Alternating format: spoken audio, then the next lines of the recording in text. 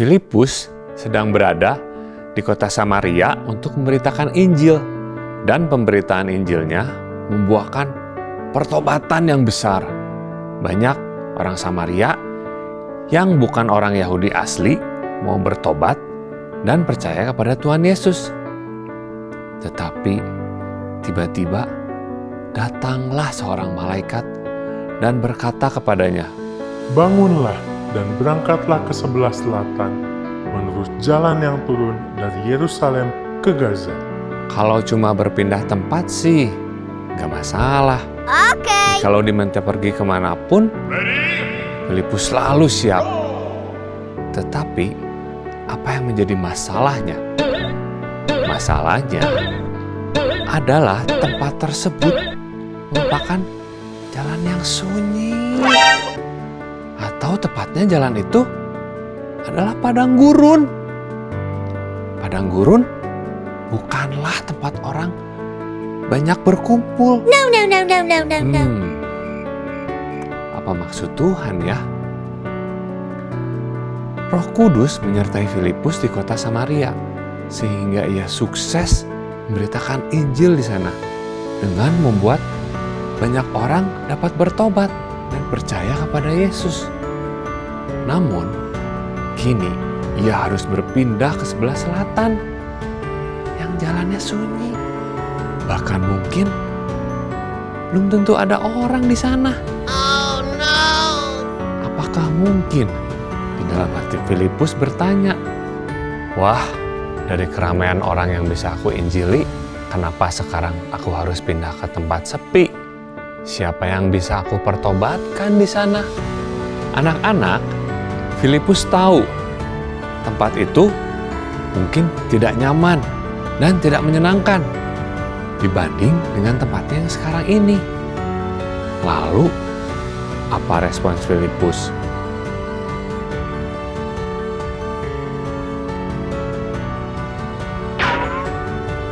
Alkitab mengatakan, lalu berangkatlah Filipus.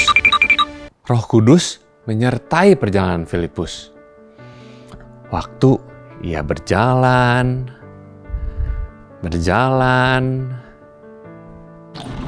ia bertemu dengan seorang Etiopia. Orang itu sedang berada di sebuah kereta. Ia adalah seorang sida-sida, pembesar dan kepala perbendaharaan Sri Kandake, Ratu Negeri Ethiopia. Ia adalah seorang pengikut agama Yahudi, sekalipun ia sendiri bukanlah seorang Yahudi. Bahkan, ia juga termasuk orang yang ditolak oleh bangsa itu, karena ia bukan keturunan bangsa Yahudi.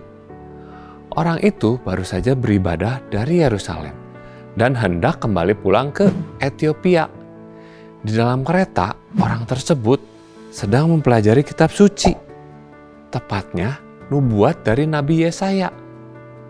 Ketika Filipus semakin dekat dengan kereta itu, Roh Kudus berkata kepada Filipus, "Pergilah ke situ dan dekatilah kereta itu." Tanpa pikir panjang, Filipus langsung segera menghampiri kereta itu. Tuan!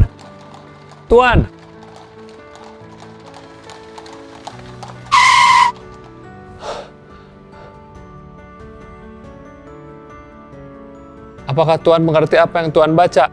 Bagaimana aku dapat mengerti jika tidak ada yang membimbing aku?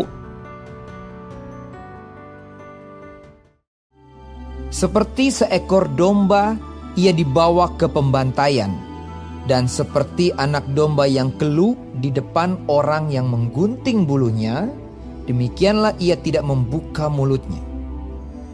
Dalam kehinaannya berlangsunglah hukumannya. Siapakah yang akan menceritakan asal-usulnya? Sebab nyawanya diambil dari bumi. Aku bertanya kepada kamu, tentang siapakah Nabi itu berkata demikian? Tentang dirinya? Atau tentang orang lain? Filipus tahu bahwa ini kesempatannya untuk memberitakan Injil. Memberitakan tentang siapa Yesus. Setelah Filipus menceritakan tentang Yesus, maka sida-sida Ethiopia itu langsung percaya kepada Yesus Kristus. Lalu orang itu berkata, "Lihat, di situ ada air. Apa halangannya kalau aku dibaptis?" Apakah Tuhan percaya dengan segenap hati? Aku percaya bahwa Yesus Kristus adalah anak Allah. Apabila Tuhan percaya dengan segenap hati, bolehlah. Lalu orang Etiopia itu menyuruh menghentikan kereta itu. Dan keduanya turun ke dalam air. Dan Filipus membaptis orang itu. Setelah itu, Roh Kudus tiba-tiba melarikan Filipus. Dan orang Etiopia itu tidak melihatnya lagi.